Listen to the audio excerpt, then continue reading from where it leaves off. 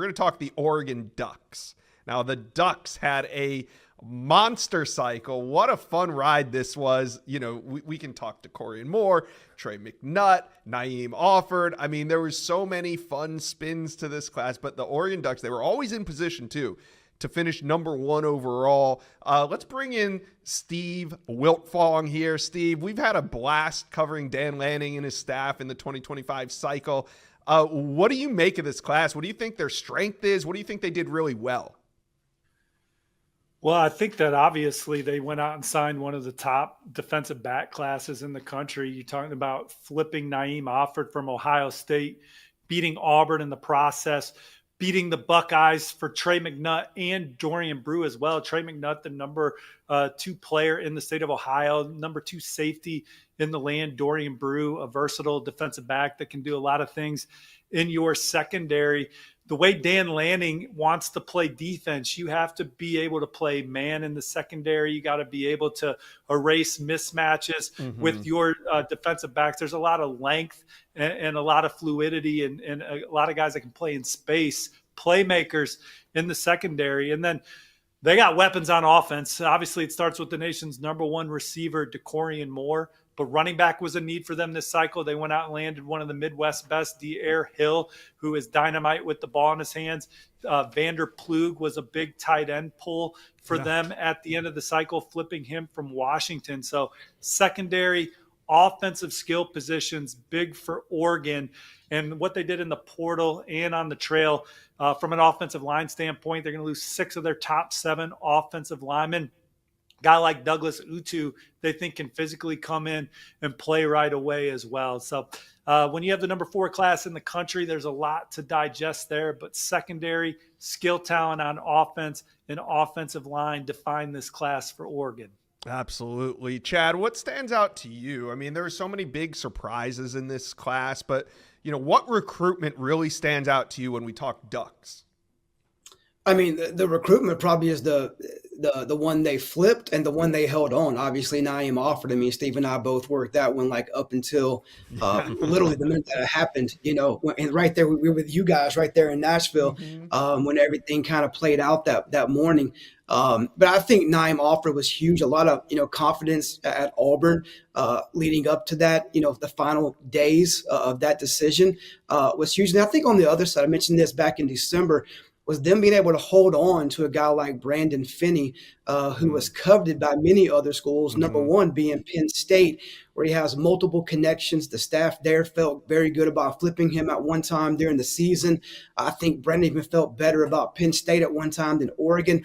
Oregon got him back out there on their off week in November, and that ended up being crucial for them to kind of hold him in this class to put together, like what Steve said, an elite secondary group with Trey McNutt, Dorian Brew, Naeem Offord, Brandon Finney. I also love what they did in the state of Florida. I mean, Steve mentioned flipping Gavin Nix, a very instinctive physical linebacker coming out of IMG, flipping from Miami, and then getting a guy like Zaire Addison, a very physical kid from Tampa in the Carrollwood Day school, just a guy that loves to lean on people, use that big body, that power. So going into Florida to get 2 of the best in the Sunshine State, again, shows what kind of brand, national brand Oregon is. Yeah, a big brand out there in Eugene. So we're going to talk right now about one of the craziest recruitments, I think, of the entire cycle. We're talking Jaron Kiwi Sagapolutele. Pronunciation is on point there. That's big time. That's big time play by you. I'm a professional. But he had a phenomenal senior year. Wasn't that highly sought after, committed to Cal early, but had a phenomenal senior year. We start hearing whispers that Oregon's involved. Oregon offers. They jump on board. Georgia offers with 2-3 weeks to go in the cycle. He's staying strong to Cal, but on early national signing day, Sagapolutele flips his commitment from Cal to Oregon. It was a crazy recruitment, but it doesn't stop there. Let's bring in Steve Wiltfong and talk a little Sagapolutele. What happened after he signed with the Ducks in the early signing period? Well, he enrolled and just didn't feel comfortable in Eugene and wanted to go somewhere else where he had a chance to play right away, and that's Cal. And that's what Cal pitched to him at the end of the recruiting cycle when they were trying to hang on to him. And I also think that Cal got their ducks in a row from an NIL perspective to be competitive in that arena as well, because this is a guy that down the stretch, Oregon absolutely coveted, a guy that they viewed as a championship level caliber quarterback. He had a fantastic senior year, had a fantastic career.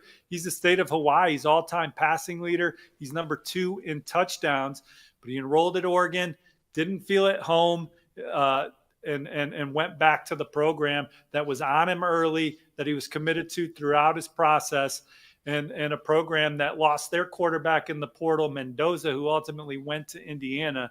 There's a chance for him to come right in at Cal and be the face of that program as a true freshman. Yeah, and I thought this was a really crazy story because, like, I know we at the top of the show, we said we're going to have sickos here and we're going to have some casuals. You had to be there for the Jerron Key Sagapolutele recruitment. Like, that was one of those things where I know it sounds dramatic, but if you were involved in it, if you were watching it as it happened, I remember. So he enrolled at Oregon. He participated in bowl practice. I think he even watched their first playoff game, and then he bounces. So to me, he went in the portal. Yeah, he went in the portal, right? Yeah, it was not a decommitment. He's first portal guy of the 2025 class. And look, when he committed to Oregon on Wednesday morning, while Chad and I were sitting there in the studio, he was dark on Oregon for 48 hours. They did not know that they were getting him till he called beforehand and said he was coming. Obviously, they were very excited about that, but the intel was favoring Cal coming up to that decision. So I think as he was praying about it and talking it over with his family, seeing what Dylan Gabriel did at Oregon, Will Stein and his track record of offense, the stage Oregon plays on. They were the number 1 team in the country at that time. They had some really good NIL opportunities in place for him. He just bought into it. But then when he got into Eugene, he just wasn't comfortable and went in the portal and went back to the place that led for the majority of his recruitment in Cal. Yeah.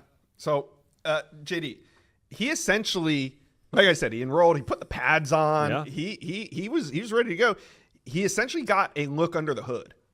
Sure. Saw behind the curtain a little bit. Saw the engine. Yeah. So if you're an Oregon fan, I think the way I would look at this is, what does this mean for what is Sagapolutele's decision to leave mean about the quarterback position at Oregon? I don't doubt what Steve is saying is 100% true in terms of him feeling more comfortable somewhere else and wanting to play earlier. But the play earlier part is fascinating because Dante Moore was a high-profile guy out of high school, goes to UCLA, decides he wants to sit a year. Tez Johnson, who caught 80 passes the last 2 years for Oregon, played with Dylan Gabriel this past year and Bo Nix the year before. I mean, him and Bo Nix are boys who's now turned up in the NFL.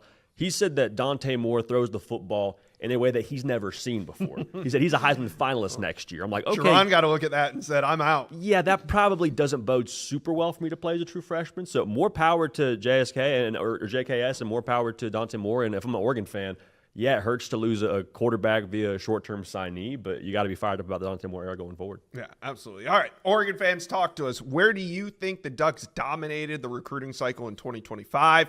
Who are you most happy about, and who do you think plays early? Let us know in the comment section below.